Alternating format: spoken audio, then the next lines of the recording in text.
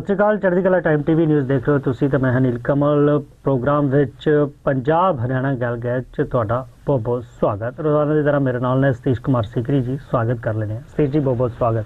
धन्यवाद जी। राम राम सारे दर्शकों ने प्यार भरी सत श्री अकाल, राम राम। सतीश जी जे गल आपां अज करिए तां राजनीति दी गल्लां बथेरियां हुंदियां ने, पर आपां पहलां समाजिक बुराई तो शुरुआत कर लेने। तां चंगा मैसेज एक दिता गया है। हरियाणा दे विच एक परिवार वालों शादी की गई, उस दे विच जिहड़ा लाड़ा सीगा उसने दहेज नहीं लिया बल्कि 1 रुपए दे विच शादी की, ते नाल 11 बूटे। मतलब कि अज जिस तरह साडे पर्यावरण नूं खतरा नज़र आ रहा है, जिस तरह धुंध फोग है, पराली साड़न करके इस वेले साह लैण च दिक्कत हो रही है, दिल्ली ते नाल लगदे इलाके जिहड़े गैस चैंबर च तब्दील हो गए ने, ਉਹਦੇ ਵਿੱਚ राहत की इस तरह की खबर है। जिस तरह के उपराले होंदे ने तां समाज नूं एक सेध भी मिलती है। सतीश जी की हैगी आ पूरी खबर, कित्थों दी हैगी है? ये जो है नीलकमल जी हरियाणा के नारनौल की खबर है। नारनौल में हरियाणा में 1 रुपए से कन्यादान कराया एक बाप ने। लेने वाले ने तो लिया ही है, देने वाले ने 1 रुपया दिया। कई उदाहरण ऐसे हुआ भी फलाने लड़के ने 1 रुपया लेकर शादी करी, अब यहाँ बाप ने 1 रुपया दिया। मतलब सारे ही माता पिता अगर ये भी सोच लें कि हमने तो बिना दहेज के शादी करनी है, तो लड़कियों की, घर में बेटी की, बहू की जरूरत सब ने हुआ, तो कड़ी कड़ी इस तरीके से सुधार आ सका। लेकिन यहाँ जो ये बात थी या थी समझौते थे, वो क्या करना सर्वसम्मति से दोनों ने बैठकर फैसला लिया कि हम जो शादी करेंगे वह बिना दान दहेज के करेंगे। हालांकि दान अलग चीज हो है, दहेज अलग चीज हो है, तो कड़ी ना कड़ी जो दान है वो दहेज के रूप में आ जा शादी के टाइम में। अच्छा, यह इसमें जो है अपनी जो पूर्व की मंत्री है गीता भुक्कड़, वो भी पहुंची दूल्हे ने शादी में आशीर्वाद देने के लिए। दूल्हा दुल्हन को आशीर्वाद दिया। यू गांव ढाणी था बटोड़ा का, बठोडा का गांव ढाणी है, वहां का हरपाल यादव ने अपनी बेटी वंदना की शादी करी थी। और शादी करी थी जज्जर जिले के लीलाहेड़ी का एक निवासी था अवधेश यादव।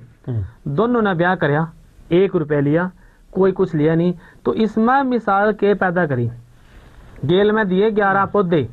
इसना 11 पौधों का मैसेज बहुत बड़ा है। 11 पौधे ज्यादा बड़ी बात नहीं होती, लेकिन इसमें मैसेज ये है कि आज के टाइम में जो हरियाणा का, दिल्ली का और पंजाब का आसपास का जो पोल्यूशन हमारा बढ़ने लग रहा है, जो मौसम है वो इस तरीके से बदलाव आ गया उसमें कि पता ही नहीं आज कुछ है और कल ना कुछ और हो जाए। तो ये पौधे लगाने का एक मैसेज दिया। हालांकि हमें बहुत सारे पौधे लगाने की जरूरत है। अगर सारे ही माँ बाप इस तरह की बात ना सोचे हैं, इस तरह के मैसेज दे, मैं क्या करें ना, जब हम किसी चीज का बीज लाम है ना नीलकमल जी, तो कदे ना कदे वो पेड़ जरूर बना। तो यू एक मैसेज जो है, यू एक बीज है सामाजिक बुराइयों को दूर करने का। हमारे हरियाणा में बहुत सारी सामाजिक बुराइयां हैं, राजस्थान में भी बुराइयां हैं सामाजिक। राजस्थान में और यूपी में दहेज को बड़ा महत्व दिया जावा। लेकिन एक उदाहरण और मैं दूं, एक लड़का था सिरसा का दूल्हा था, वह राजस्थान में गया, उसने वहां शादी करी और 1 रुपया लेकर आया। 1 रुपए की शादी करी। हालांकि अपने कर नहीं थे, पूरे ढोल नगाड़े बजाए, पूरा जो शादी के चोचम बयान सारे करे, लेकिन बेटी वाले पे कोई जोर उसने नहीं पड़न दिया। ऐसी ही बात एक रेवाड़ी में हुई थी। रेवाड़ी में एक आर्मी में थे कैप्टन थे, और उन्होंने एक असिस्टेंट लेक्चरर से शादी करी। सहायक लेक्चरर कहता, सहायक प्रवक्ता जिन्होंने कहता स्कूल कॉलेज में हुआ, उनसे शादी करी। उन्होंने भी कोई पैसा नहीं लिया, 1 रुपए की। जो ये पढ़े लिखे नौजवान हैं, पढ़े लिखे माँ बाप हैं, इनको इस तरह के काम टाइम पर करते रहना चाहिए, क्योंकि यही जो मिसाल बना।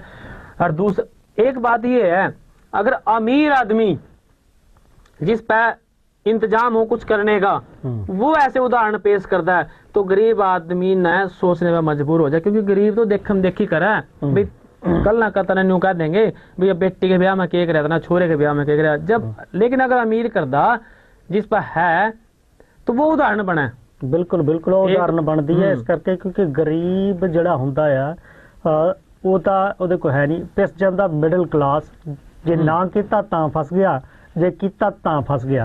तो इस करके मिसाल जड़ी है उतों पैदा होनी चाहिए है। लेकिन नीलकमल जी सामाजिक बुराइयां इतनी हैं समाज में, हालांकि देखो पहले बहुत सारी थी, सती प्रथा थी, है ना, बाल विवाह थी, धीरे धीरे ये चीजें कम होगी, सती प्रथा खत्म होगी, बाल विवाह थोड़ा बहुत है आज भी चलता है, लेकिन उस पर अंकुश है, सरकारें ध्यान दें, अगर कोई कंप्लेंट करता है तो तुरंत एक्शन हुआ।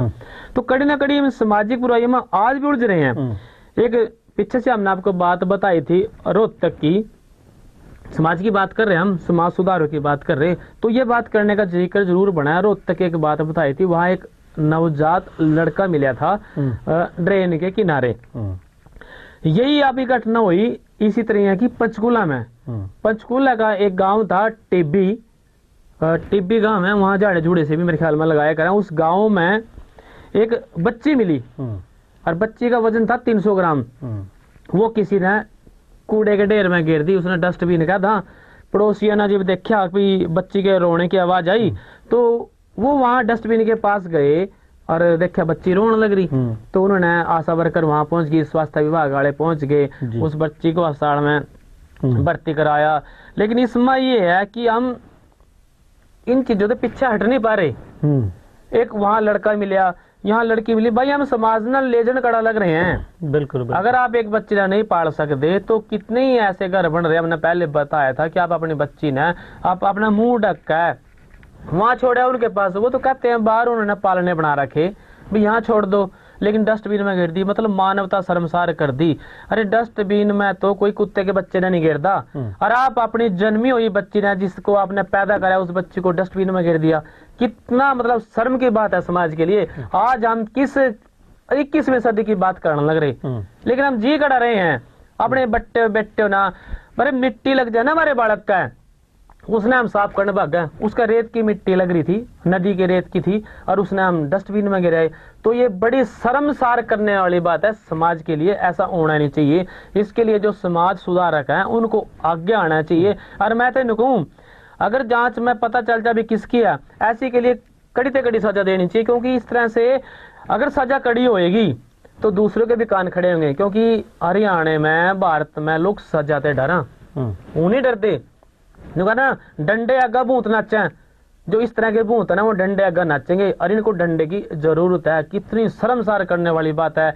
इधर ठंड का मौसम और छोटी सी बच्ची 300 ग्राम जिसका वजन, फूल भर की बच्ची डस्टबिन में गिर दी। मेरा मन बड़ा दुखी हो रहा है ये खबर आपने बताने दे, लेकिन कड़ी ना कड़ी बताना जरूरी है ताकि समाज में मैसेज जो भी ऐसा होना नहीं चाहिए। बिल्कुल इस तरह की जो घटनावां होंदियां ने जिथे इंसानियत शर्मसार होंदी है उत्थे ही सिर भी जड़ा है वो शर्म दे नाल झुक जाता है। ਤਾਂ ਇਹ ਜਿਹੜਾ ਸਿਰ ਸ਼ਰਮ ਦੇ ਨਾਲ ਝੁਕਣਾ ਇਹ ਸਮਾਜ ਦੇ ਲਈ ਅਜਿਹਾ ਕਲੰਕ ਹੈ ਜਿਸ ਨੂੰ ਮੱਥੇ ਤੋਂ ਧੋਣ ਦੇ ਲਈ ਕਾਫੀ ਕੋਸ਼ਿਸ਼ਾਂ ਕਰਨੀਆਂ ਪੈਣਗੀਆਂ। ਹਾਲਾਂਕਿ ਕਾਨੂੰਨ ਸਖਤ ਨੇ ਜੇ ਇਸ ਤਰ੍ਹਾਂ ਦੀ ਘਟਨਾ ਹੁੰਦੀ ਹੈ, ਪਰ ਫਿਰ ਵੀ ਚੁੱਪ ਚਪੀਤੇ ਲੋਕ ਜਿਹੜੇ ਨੇ ਉਹ ਇਸ ਤਰ੍ਹਾਂ ਦੇ ਕੰਮ ਕਰਦੇ ਨੇ। ਕੋਈ ਕਹਿੰਦੇ ਨੇ ਕਿ ਸਮਾਜ 'ਚ ਜਿੱਥੇ ਚੰਗਿਆਈ ਹੈ ਉੱਥੇ ਬੁਰਾਈ ਵੀ ਹੈਗੀ ਹੈ। ਸਰਕਾਰ ਕਾਫੀ ਪ੍ਰਬੰਧ ਕਰ ਰਹੀ ਹੈ, ਬਹੁਤ ਸਾਰੇ ਲੋਕ ਨੇ ਜਿਹੜੇ ਕੰਪੇਨ ਚਲਾ ਰਹੇ ਨੇ, ਸਮਾਜ ਸੁਧਾਰ कर रहे ने, पर फिर भी जो इस तरह की घटना एक बंदा भी कर दिंदा है, जो सामने आ जाती है तो फिर इंसानियत जी है वो शर्मसार हो ही जाती है।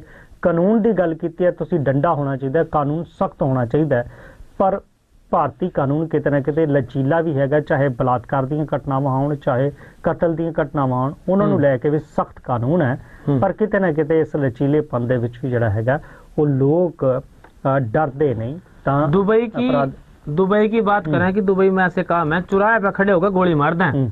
इस तरह के लोग अगर कोई इस तरह की घटना करते हैं, कोई किसी को छेड़छाड़ करते हैं, किसी को परेशान करते हैं, जैसा जिसका काम, जैसा जिसका अपराध, और वैसे उसने सजा देवा, चौक पर खड़े होकर देवा। तो इंडिया में मेरे ख्याल से आपने कहा ना लचीला है, भारत का संविधान कठोर भी है और लचीला भी है, उसी बात का लोग फायदा उठावे। बिल्कुल लू फोल जड़े होंगे ने उहदा लोग को फायदा उठा लेंगे, पर समाजिक बुराइयों के उत्ते जिहड़ी है चोट करन दा जिहड़ा काम है वो सानू आप करना पवेगा। हमने तो या हरियाणा की बात करी, समाज की बात करी, थोड़ी पंजाब की बात करेंगे।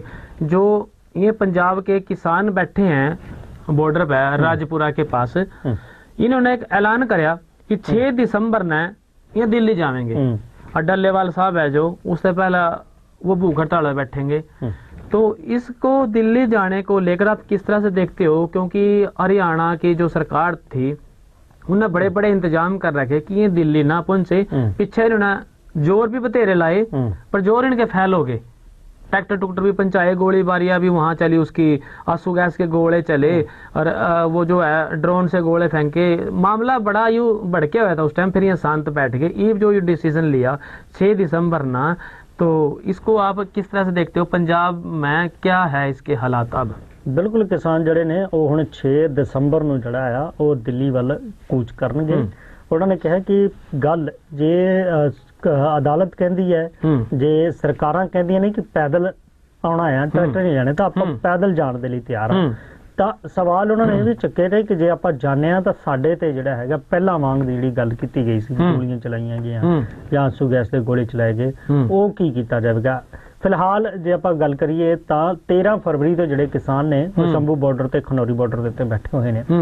ਤਾਂ ਇਸ ਦੌਰਾਨ ਕਾਫੀ ਜਿਹੜੇ ਨੇ ਉਸ ਦੌਰਾਨ ਜਦੋਂ ਦਿੱਲੀ ਜਾਣ ਦੀ ਕੋਸ਼ਿਸ਼ ਕਰ ਰਹੀ ਸੀ ਟਰੈਕਟਰ ਟਰਾਲੀਆਂ ਦੇ ਨਾਲ, ਦੂਸਰੇ ਪਾਸਿਓਂ ਜਿਹੜਾ ਹੈ ਹਰਿਆਣਾ ਸਰਕਾਰ ਨੇ ਖਾਸੇ ਪ੍ਰਬੰਧ ਕੀਤੇ ਹੋਏ ਸੀ। ਤਾਂ ਰੋਕਣ ਦੇ ਲਈ ਜਿਹੜੇ ਹੈਗਾ ਹੰਝੂ ਗੈਸ ਦੇ ਗੋਲੇ ਚਲਾਏ ਗਏ, ਇੱਥੋਂ ਤੱਕ ਗੱਲ ਆਈ ਕਿ ਪੈਲਟ ਗਨ ਦਾ ਇਸਤੇਮਾਲ ਵੀ ਕੀਤਾ ਗਿਆ, ਇੱਥੋਂ ਤੱਕ ਵੀ ਗੱਲ ਆਈ ਕਿ ਰਬੜ ਦੀਆਂ ਗੋਲੀਆਂ ਦੇ ਵਿੱਚ ਜਿਹੜੇ ਹੈਗਾ ਦੂਸਰੀਆਂ गोलियां भी चलाई गई हैं किसानों वालों। सीधे तौर किसान जो पिस्टल की बड़ी बड़ी गोलियां लिए घूम रहे थे, खोल ले रहे थे, वो आए कहाँ से, जांच कभी से था, लेकिन उन्होंने दिखाए जरूर हैं, क्योंकि हम भी वहां ये करा थे कि ये आंसू गैस के गोलियों में दूसरे तरह के गोले फेंकने लग रहे, इस तरह की बातें वहां बहुत है। आप अपनी बात करो पूरी जी।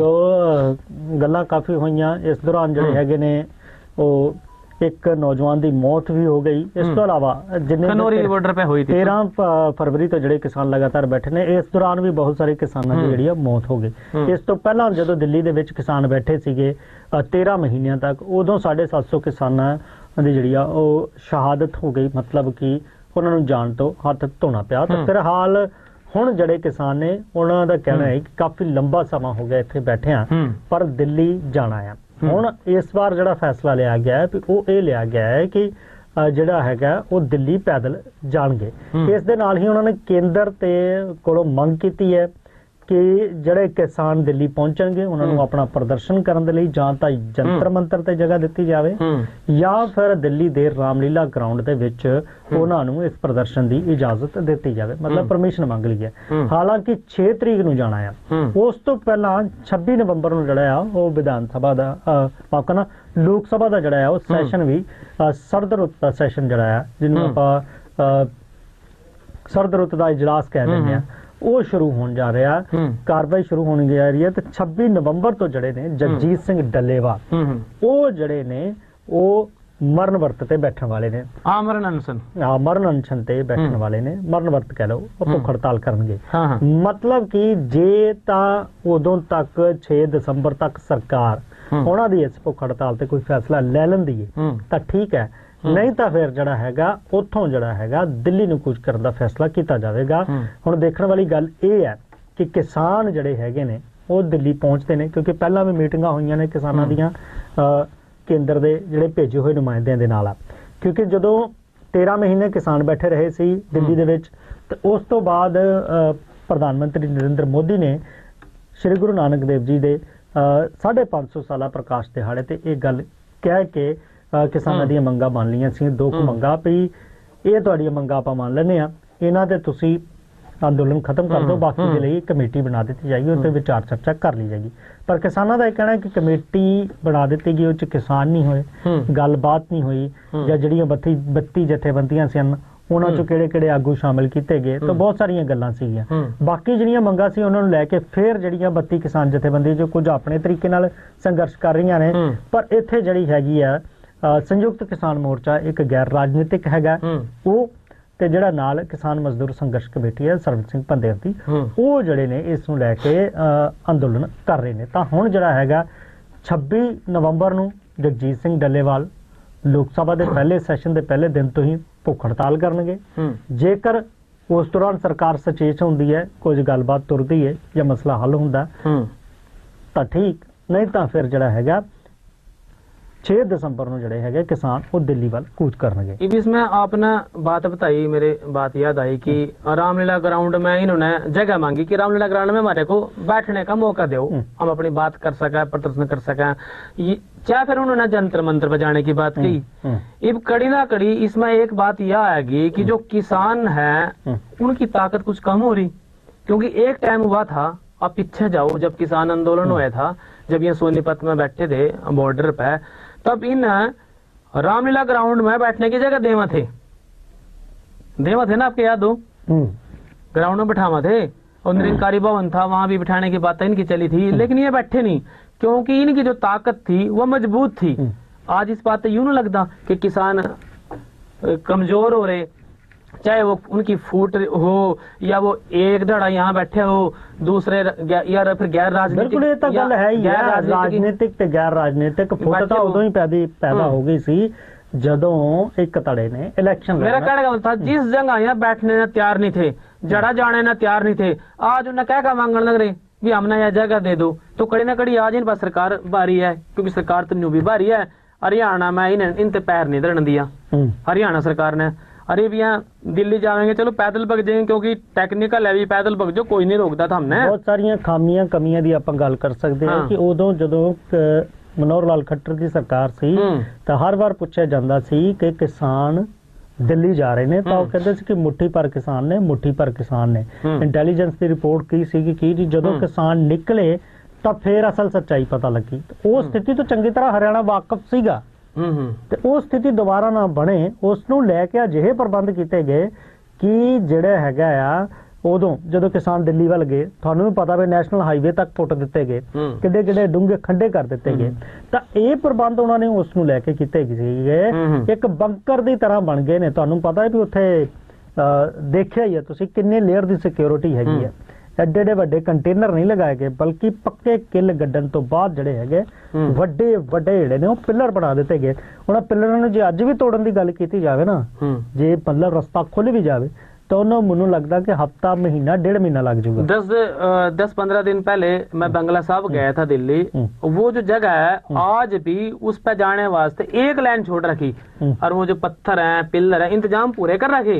यहाँ किसान बैठे, वहाँ आज भी इंतजाम है, सारे कंटेनर दर रखे, बड़े बड़े पत्थर दर रखे। एकदम अगर ऐसी बात लगी तो तुरंत वह रास्ता जाम करने की हिम्मत दिल्ली वाले आज भी रखे हैं। हरियाणा की जो बॉर्डर की बात है, वो हरियाणा बॉर्डर में ही है, तो इंतजाम तो वहां भी पूरे हैं।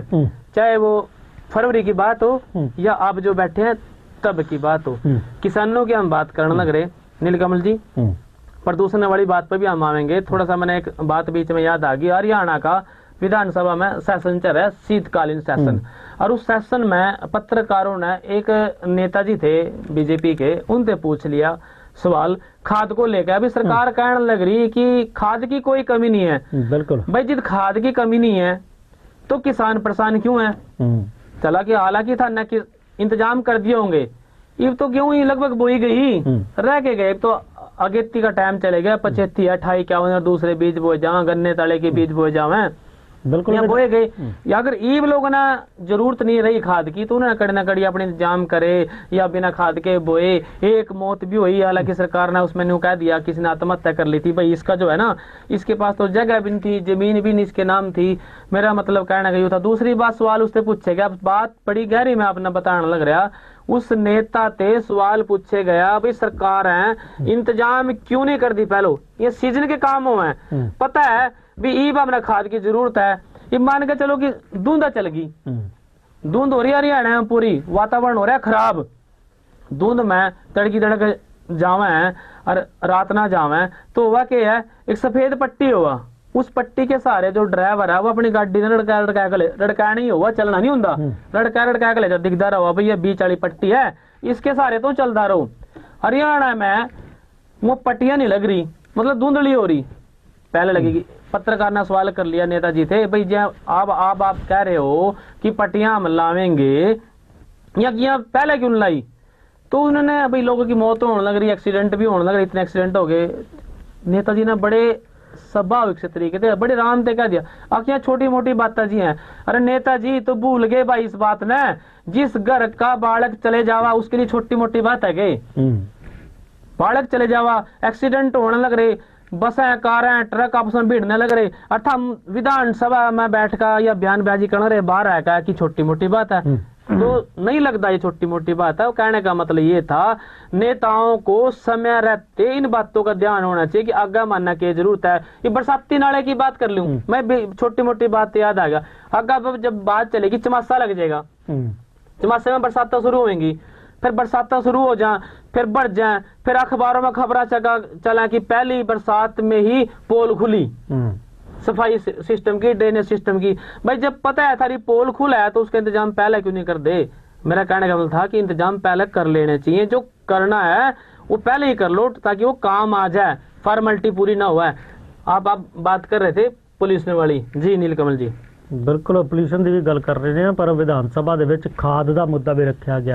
ਖਾਦ ਦਾ ਮੁੱਦੇ ਲਈ ਇਹ ਕਿਹਾ ਗਿਆ ਕਿ ਜਦੋਂ ਕਿਸਾਨਾਂ ਨੂੰ ਲੋੜ ਸੀਗੀ ਉਦੋਂ ਤਾਂ ਦਿੱਤੀ ਨਹੀਂ, ਹੁਣ ਜਦੋਂ यही बात हम भी कहने लग रहे, ਜਦੋਂ ਲੋੜ ਹੈ ਨਹੀਂ ਤਾਂ ਉਦੋਂ ਤੁਸੀਂ ਕਹਿ ਰਹੇ ਸਟਾਕ ਪੂਰਾ ਹੈਗਾ।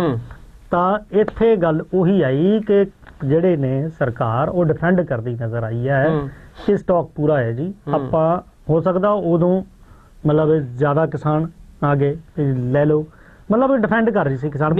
खाने की चीज तो कोई नहीं, खाद भाई उन्हें स्टॉक करके खा लेंगे किसान, उन्हें खेतों में घेरना। खाद ऐसी चीज है उसका स्टॉक कर लो, अगर वो नमी मत रहेगा है ना उसे डिब में बन जाएंगे, डले बन जाएंगे, वो तो वही खराब हो जाएगा। बिल्कुल मतलब कि ਜਦੋਂ ਲੋੜ ਸੀ ਉਦੋਂ ਨਹੀਂ ਮਿਲੀ ਤਾਂ ਆਪਾਂ ਪਹਿਲਾਂ ਵੀ ਆਪਣੇ ਸੋਚ ਇਹੀ ਕਹਿੰਦੇ ਰਹੇ ਹਾਂ ਕਿ ਜਦ ਜਿਹੜੀ ਚੀਜ਼ ਦੀ ਮੌਕੇ ਦੀ ਲੋੜ ਹੈਗਾ ਤੁਹਾਨੂੰ ਪਹਿਲਾਂ ਪਤਾ ਵੀ ਹੋ ਹੱਲਾ ਹੁੰਦਾ, ਉਹ ਸਟਾਕ ਉਸ ਮਾਤਰਾ 'ਚ ਕਿਉਂ ਨਹੀਂ ਭੇਜਿਆ ਜਾਂਦਾ? यह तो वो बात है, मरे पिछा कह कर मरे पिछा मुंह का घी ला दिया, अगर मारा तो घी खांदा मर ਗਿਆ। स्टॉक पूरा है। ਪ੍ਰਦੂਸ਼ਣ ਦੀ ਜਿੱਥੋਂ ਤੱਕ ਦੀ ਗੱਲ ਹੈਗੀ ਉਹਨੂੰ ਲੈ ਕੇ ਵੀ ਜਿਹੜਾ ਆ ਮਸਲਾ ਜ਼ਰੂਰ ਉੱਠਿਆ ਹੈ ਵਿਧਾਨ ਸਭਾ ਦੇ ਵਿੱਚ ਵੀ। ਦਿੱਲੀ ਦੀ ਮੁੱਖ ਮੰਤਰੀ ਨੇ ਉਹਨਾਂ ਨੇ ਹਰਿਆਣਾ ਤੇ ਜਿਹੜੀ ਗੱਲ ਛੁੱਟੀ ਹੈ ਤੇ ਹਰਿਆਣਾ ਜਿਹੜਾ ਆ ਉਹ ਪੰਜਾਬ ਨੂੰ ਵੀ ਜ਼ਿੰਮੇਦਾਰ हरियाणा वाले ना एक मंत्री थे, हाँ मंत्री ने तो कह दिया कि भाई वैसे हरियाणा में सुधार है, इस बात की तारीफ कोर्ट ने भी कर दी। लेकिन मंत्री जी क्या बोले, बयान देख लो भाई साहब का, कहने लगे कि हरियाणा वाले नहीं पराली फूक दे, और जो फूका ने कूने से मलेज का फूक लें थोड़ी बहुती। अरे भाई कूने में कि धुआं नहीं उठता, कूने में पुलिस नहीं होता, या तो न्यू को भी हम फूक दे नहीं, भाई फूका है तो थोड़ी बहुत ही फूका है। आज भी केस दर्ज होने लग रहे हरियाणा में, फूका है लेकिन कम फूक रहे, हो सकता है पंजाब में ज्यादा फूक रहे हो, लेकिन न्यू नहीं कहो भी कूने मलेज का फूकला। इस बयान का क्या मतलब ਕੱਢ ਹੈ? ਬਿਲਕੁਲ ਬਿਲਕੁਲ ਇਹ ਹੈ ਵੀ ਇੱਕ ਦੂਜੇ ਦੇ ਉੱਤੇ ਆਰੋਪਬਾਜ਼ੀ ਜਿਹੜੀ ਆ ਉਹ ਕੀਤੀ ਜਾਵੇ ਤਾਂ ਇੱਕ ਦੂਸਰੇ ਨੂੰ ਜਿਹੜਾ ਕਟਹਿਰੇ 'ਚ ਖੜਾ ਕੀਤਾ ਜਾ ਰਿਹਾ। ਪਰ ਬੜੀ ਵਧੀਆ ਗੱਲ ਰਾਓ ਨਰਵੀਰ ਦੀ ਮੈਨੂੰ ਲੱਗੀ ਕਿ ਕੱਲ ਉਹਨਾਂ ਨੇ ਇਹ ਗੱਲ ਕਹੀ ਹੈ ਕਿ ਪਰਾਲੀ ਸਾੜਨਾ ਤੇ ਜਿਹੜਾ ਪ੍ਰਦੂਸ਼ਣ ਹੈ ਇਹ ਰਾਜਨੀਤੀ ਦਾ ਮਸਲਾ ਨਹੀਂ ਬਲਕਿ ਇਹ ਮਸਲਾ ਸਾਡੀ ਸਿਹਤ ਨਾਲ ਜੁੜਿਆ ਹੋਇਆ ਮਸਲਾ। बड़ी सुन जो ये बात कही उन्होंने, एक अच्छे नेता का जो फर्ज था वो पूरा करया, सुन जो आदमी की तरह बात करी, भाई ये बुराई है, इसको दूर रहना चाहिए, इस पर राजनीति हमने नहीं करनी चाहिए, और हम तो राजनीति में बढ़ गए। उन्होंने ये भी गल मनी है कि हरियाणा च भी पराली सड़दी है, हरियाणा च जे 5% सड़दी है तो पंजाब च 10 ਤੋਂ 15% ਉੱਪਰ ਸੜਦੀ ਹੋਵੇਗੀ। ਤੇ ਜਿਹੜੇ ਮਸਲਾ ਇਸ ਵੇਲੇ ਆ ਦਿੱਲੀ ਤੇ ਐਨਸੀਆਰ ਦੇ ਇਲਾਕੇ ਜਿਹੜੇ ਗੈਸ ਚੈਂਬਰ ਬਣੇ ਹੋਏ ਨੇ ਇਸ ਵੇਲੇ, ਉਸ ਨੂੰ ਲੈ ਕੇ ਸਿਹਤ ਦੇ ਉੱਤੇ ਉਹਨਾਂ ਨੇ ਚਿੰਤਾ ਜਤਾਈ ਹੈ ਕਿ ਜੇ ਮਸਲਾ ਹੱਲ ਕਰਨਾ ਆ ਤਾਂ ਸਾਨੂੰ ਤਿੰਨਾਂ ਨੂੰ ਦਿੱਲੀ, ਹਰਿਆਣਾ ਤੇ ਪੰਜਾਬ ਇਹ ਜਿਹੜੇ ਨੇ ਜੇ ਸਿਰ ਜੋੜ ਕੇ ਬੈਠਣ ਜਾਂ ਕਿਵੇਂ ਮਸਲੇ ਨੂੰ ਹੱਲ ਕੀਤਾ ਜਾਏ। सर्वोच्च न्यायालय ने इस पर बड़ी चिंता व्यक्त करी, कहने लगे दिल्ली की सरकार थी हो के रहा है, इतना पोल्यूशन हो रहा और आज तक तो हमने ग्रैप 4 लागू नहीं कराया। हालांकि हरियाणा में ग्रैप 4 लागू हो रहा है कि जो दिल्ली के एनसीआर के जो इलाके हैं उनमें जो पोल्यूशन था वो घट गया, पहले 500 पार भी चले गया था लेकिन अब घट गया वो। लेकिन दिल्ली में चिंता जाहिर करी भी लागू क्यों नहीं करे अब तक, क्या कारण है? 3 दिन पहले ग्रैप 4 लागू हो जाना चाहिए था, आज तक नहीं करे, एक बात। दूसरी बात यह है 5वीं तक के जो बालक है उनकी छुट्टी कर दी स्कूलों में, तो कोर्ट ने चिंता जाहिर करी जो 10वीं वाले हैं उनके फेफड़े भी ज्यादा बढ़िया हैं, वो भी शरीर के अंग हैं, ये भी 5वीं वाले के भी अंग हैं, तो प्रभाव तो दोनों में पड़ा है। तो छुट्टी 12वीं तक क्यों नहीं करी? चिंता व्यक्त करी कि छोटे बच्चे का भी फेफड़ा है, बड़े का फेफड़ा है, असर तो पोल्यूशन में वो भी रह रहा, पोल्यूशन में भी रह रहा। भी ऑनलाइन क्लासों का इंतजाम करो, घर में बच्चा रहा है, अपने वातावरण का जो साफ सुथरा घर का माहौल है, कम से कम बाहर वाले धुएं डालते तो बचेगा, स्कूल में ना बुलाओ। कोर्ट ने इस तरह की हिदायतें भी दी हैं और कोर्ट ने टिप्पणी 22 नवंबर इसका तारीख है शायद आगे। हाँ 22 नवंबर की तारीख है। कोर्ट ने टिप्पणी की क्योंकि ये कहा गया कि आप 5वीं तक के स्कूल बंद कर दिते गए। तो फिर कोर्ट ने ये कहा कि 10वीं ਤੇ 12ਵੀਂ ਜਾਣੇ ਵਾਲੇ ਜਿਹੜੇ ਬੱਚੇ ਨੇ ਉਹਨਾਂ ਦੇ ਫੇਫੜੇ ਉਹਨਾਂ ਤੋਂ ਵੱਖਰੇ ਹੋ ਸਕਦੇ ਨੇ ਕਿਉਂਕਿ ਜੇ ਪੋਲਿਊਸ਼ਨ ਹੈ ਤਾਂ ਸਾਰਿਆਂ ਨੂੰ ਸਾਂਝਾ ਇਫੈਕਟ ਕਰਦਾ ਤੇ ਇਸ ਕਰਕੇ ਜਿਹੜਾ ਹੈਗਾ ਆਨਲਾਈਨ ਕਲਾਸਾਂ ਦੀ ਜਿਹੜੀ ਹੈਗੀ ਆ ਉਹ ਵਿਵਸਥਾ ਕੀਤੀ ਜਾਵੇ ਕਿਉਂਕਿ ਪੋਲਿਊਸ਼ਨ ਜਦੋਂ ਹੁੰਦਾ ਆ ਤਾਂ ਗ੍ਰੈਪ 4 ਦੇ ਵਿੱਚ ਬਹੁਤ ਸਾਰੀਆਂ ਹਦਾਇਤਾਂ ਦੇ ਦਿੱਤੀਆਂ ਜਾਂਦੀਆਂ कि मास्क लगा के रखो, बाहर ना निकलो, सवेरे तुसी अंगीठी ना जलाओ, जनरेटर ना जलाओ, शाम 4 वजे तक अपने घर दे विच रहो। तो बहुत सारियां हदायतां दा पालन ਜਿਹੜਾ ਕਰਨਾ ਹੁੰਦਾ ਹੈ ਪਰ ਕਿਤੇ ਨਾ ਕਿਤੇ ਜਿਹੜੀ ਗੱਲ ਹੈਗੀ ਹੈ ਕਿ ਦਿੱਲੀ NCR ਦੇ ਇਲਾਕੇ ਤੇ ਹੋਰ ਇਲਾਕੇ ਜਿਹੜੇ ਨੇ ਉਹ ਪ੍ਰਦੂਸ਼ਣ ਦੇ ਕਾਰਨ ਇਸ ਵੇਲੇ ਗੈਸ ਚੈਂਬਰ ਬਣੇ ਹੋਏ ਨੇ। ਤਾਂ ਇਹੀ ਗੱਲ ਕੁਲਦੀਪ ਸਿੰਘ ਧਾਲੀਵਾਲ ਹੋਣਾ ਨਾਲ ਜਦੋਂ ਤੁਸੀਂ ਇੰਟਰਵਿਊ ਕੀਤਾ ਤੇ ਉਹਨਾਂ ਨੇ ਵੀ ਕਿਹਾ ਕਿ ਆਉਣ ਵਾਲੇ ਦਿਨਾਂ 'ਚ ਇਹ ਚੀਜ਼ਾਂ ਜਿਹੜੀਆਂ ਉਹ कैंसर का कारण भी बन सकती है। यूं कह नील कमल जी आजकल ना लोग अपनी बात ना गोलमोल करने के लिए एक बात का सहारा ले ला भी जो जितना पढ़ा लिखा है ना वो उतनी गहराई में चले जावा। पिछले कई दिनों ते हम भी इस खबर ने बार बार करने लग रहे और बड़ी चिंता हुआ सोच कर जब पुलिस के बारे में इतनी गहराई से पढ़े है ना और देखा कि 500 पार जा रहा है एयर क्वालिटी इंडेक्स, कड़ी 800 पार जा रहा, कड़ी 200 पार जा रहा, 0 से 50 तक का जो है वो सामान्य माने जावा। इससे ऊपर अगर 200 से ऊपर चले गया तो आपके लिए हानिकारक है। यहाँ तो 500 और 800 की बात होने लग रही तो चिंता क्यों नहीं हुआ है? चिंता हम नहीं करेंगे कौन करेगा? आप नहीं करोगे तो कौन करेगा? कोर्ट नहीं करेगी तो कौन करेगा?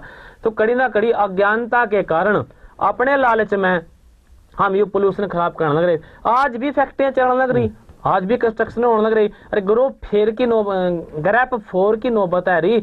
अरे हम कहता अभी हमने कम ग्रैप 4 लगा दिया, कड़ा लगा दिया, कितने तो हमने छापे मारे, कितनों के चलान कटे। आइए कोई खबर इस तरह की भी ग्रैप 4 लग रहा हरियाणा में लग रहा या दिल्ली में लग रहा और इतने लोगों ने फैक्ट्री चला रखी थी उनके हमने चलान करे। आवे कोई खबर आंधी नहीं। इसका मतलब हम कहवा कुछ है और करे कुछ है। धरातल पर तो काम होंदा ही कोई नहीं। बिल्कुल धरातल पे काम करने की जरूरत है। नीलकमल जी कहते ने कि जे समाज ਨੂੰ ਬਦਲਣਾ ਤਾਂ ਸਭ ਤੋਂ ਪਹਿਲਾਂ ਆਪ ਬਦਲਣਾ ਪਵੇਗਾ। ਗੱਲ ਤਾਂ ਆਪਾਂ ਪ੍ਰਦੂਸ਼ਣ ਦੀ ਕਰਦੇ ਆ ਤੇ ਜਦੋਂ ਗੱਲ ਆਉਂਦੀ ਹੈ ਨਿਯਮਾਂ ਦੀ ਤਾਂ ਉਦੋਂ ਲੋਕ ਆਪ ਵੀ ਜਿਹੜਾ ਉਹ ਉਹਦਾ ਪਾਲਣ ਨਹੀਂ ਕਰਦੇ। ਜੇਕਰ ਕਿਸਾਨ ਨੂੰ ਵੀ ਸਾਫ਼ ਹਵਾ ਚਾਹੀਦੀ ਹੈ ਪਰ ਉਹ ਵੀ ਪਰਾਲੀ ਨੂੰ ਅੱਗ ਲਾਉਂਦਾ, ਫੈਕਟਰੀਆਂ ਵਾਲਿਆਂ ਨੂੰ ਵੀ ਜਿਹੜੀ ਹੈਗੀ ਸਾਫ਼ ਹਵਾ ਚਾਹੀਦੀ ਹੈ ਪਰ ਪ੍ਰਦੂਸ਼ਣ ਜਿਹੜਾ ਹੁੰਦਾ, ਸਾਫ਼ ਪਾਣੀ ਚਾਹੀਦਾ ਪਰ ਫੈਕਟਰੀਆਂ ਚੋਂ ਨਿਕਲਣ ਵਾਲਾ ਜਿਹੜਾ ਪਾਣੀ ਹੈ ਉਹ ਨਦੀਆਂ ਨੂੰ ਜਿਹੜਾ ਆ ਪੋਲਿਊਟਡ ਕਰ ਰਿਹਾ। ਪਰ ਜ਼ਿੰਮੇਵਾਰੀ ਸਾਡੀ ਸਾਰਿਆਂ ਦੀ ਬਣਦੀ ਹੈ ਕਿ ਇਸ ਨੂੰ ਲੈ ਕੇ ਜਿਹੜੇ ਆ ਨਿਯਮ ਤੇ ਪੋਲਿਊਸ਼ਨ ਵਿਭਾਗ ਜਿਹੜਾ ਆ ਉਹ ਸਖਤ ਕਾਰਵਾਈਆਂ ਕਰੇ ਤਾਂ ਜਿਹੜਾ ਹੈਗਾ ਸਾਫ਼ ਹਵਾ, ਸਾਫ਼ ਪਾਣੀ ਤੇ ਸਾਫ਼ ਚੰਗੀ ਸਿਹਤ ਇਹਦਾ ਜਿਹੜਾ ਮੌਲਿਕ ਅਧਿਕਾਰ ਹੈ ਉਹ ਹਰ ਨਾਗਰਿਕ ਨੂੰ ਮਿਲੇ।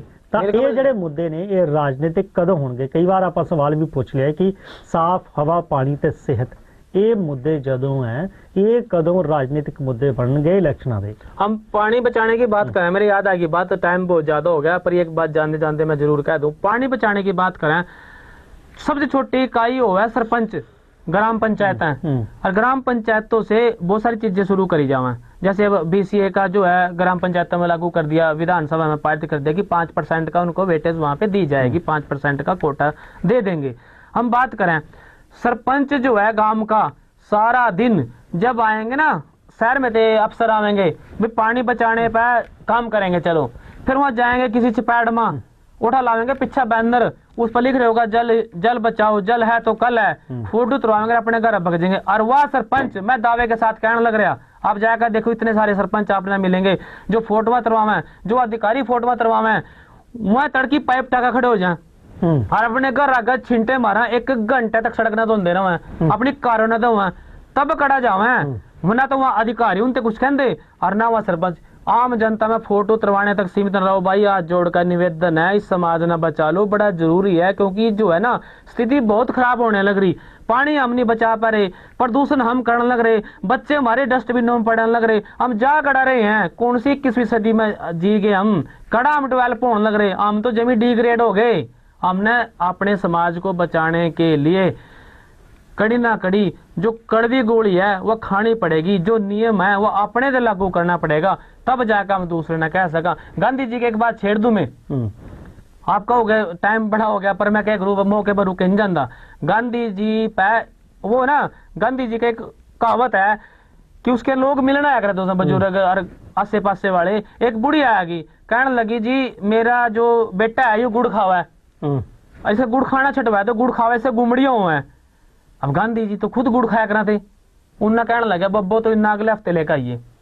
अगले हफ्ते लेकर आई, अगले हफ्ते फिर गांधी जी ने कह दिया भी अगले हफ्ते लेकर आइए। एक हफ्ता फिर गैप मार दिया, 2 बार आया, जब महीना हो गया पूरा, महीने बाद वह बुढ़िया गांधी जी तो लेकर आई। और गांधी जी छोरे से कहने लगे बेटे गुड़ नहीं खाया कर, गुड़ खाने थे तेरे शरीर में घूमड़ियां हुआ है और तेरे डॉक्टर पर टिक्के लावा, परेशानी होगा घर में, तेरी दादी तरह ठाए ठाए फिर रही। और वह बुढ़िया कहने लगी ले यह बात तो मैं नहीं रोज कहूं इसना। तो गांधी जी ने कहा नहीं, तेरी बात कहने मर मेरी बात कहने में फर्क है जी। तू पहले दिन लेकर आई थी ना बच्चे ने मेरे दो रहा, मैं भी गुड़ खाया करूँ था, अगर मैं खाऊं तो मैं दूसरे ने कैसे हटा दूंगा जी। तो दूसरी बार लेकर आई, मैंने गुड़ खाना कम तो करया पर थोड़ा कम कर पाया, छोड़ा नहीं था जी। तो लास्ट बार लेकर आई, मैंने पूरे तरीके से गुड़ खाना छोड़ दिया था उस तरीके से कि बीमारी ना पैदा करे। और आज मेरी बात प्रभावी होएगी भाई, बच्चा तेरा गुड़ खाना छोड़ देगा। इसी तरह अगर हमने ये सामाजिक बुराइयां दूर करनी है तो अपने पर लागू करना पड़ेगा। जो गुड़ खाने वाली बात है ना, अपने पर लागू करनी पड़ेगी, और नहीं तो यहाँ बुराइयां समाज में नहीं रहेंगी और हम जो है आने वाले टाइम में और ज्यादा मुसीबतों में गिरते रहेंगे। बिल्कुल बिल्कुल मुसीबतां च करते रहेंगे। जिस तक पानी की गल की है, ਜਿਹੜੇ मशीनां ने साडी जिंदगी तो आसान की है, पर किते ना किते इसने ਜਿਹੜੀਆਂ ਮੁਸੀਬਤਾਂ ਵਧਾ ਦਿੱਤੀਆਂ। क्योंकि मैं गल कर रहा ਖੂਹਾਂ ਦੀ, ਨਲਕਿਆਂ ਦੀ ਲੋੜ ਹੁੰਦੀ ਸੀ, ਪਾਣੀ ਆਪਾਂ ਕੱਢ ਲੈਂਦੇ ਸੀ, ਪਰ ਹੁਣ ਜਦੋਂ ਦੀਆਂ ਮੋਟਰਾਂ ਆ ਗਈਆਂ ਨੇ, ਬਟਨ ਦਬਾ ਕੇ ਆਪਾਂ ਜਲ ਜੀਦਾ, ਕਿਸੇ ਵੇਲੇ ਭੁੱਲ ਜੀਦਾ। ਪਾਣੀ ਇਸੇ ਤਰ੍ਹਾਂ ਹੀ ਵਹਿੰਦਾ ਰਹਿੰਦਾ, ਪਰ ਪਾਣੀ ਦੀ ਜਿਹੜੀ ਬੂੰਦ ਬਚਾਉਣੀ ਪੈਣੀ ਹੈ, ਕਿਉਂਕਿ ਬਿਨਾਂ ਪਾਣੀ ਦੇ ਜਿਹੜਾ ਹੈਗਾ ਉਹ ਜੀਵਨ ਦੀ ਕਲਪਨਾ ਨਹੀਂ ਕੀਤੀ ਜਾ ਸਕਦੀ। ਫਿਲਹਾਲ ਜਿਹੜਾ ਆ ਸਮਾਂ ਬਿਲਕੁਲ ਹੁੰਦਾ ਜਾ ਰਿਹਾ ਹੈ, ਸਮੇਂ ਦੇ ਸਾਨੂੰ ਇਜਾਜ਼ਤ ਨਹੀਂ ਦੇ ਰਿਹਾ, इजाजत लैनी बनती है। सो दर्शकों पानी के उत्ते भी गलबात करांगे किसी होर प्रोग्राम दे विच। तद तक लिए मैनू ते सतीश कुमार सीकरी नूं दिओ इजाजत। धन्यवाद। राम राम जी।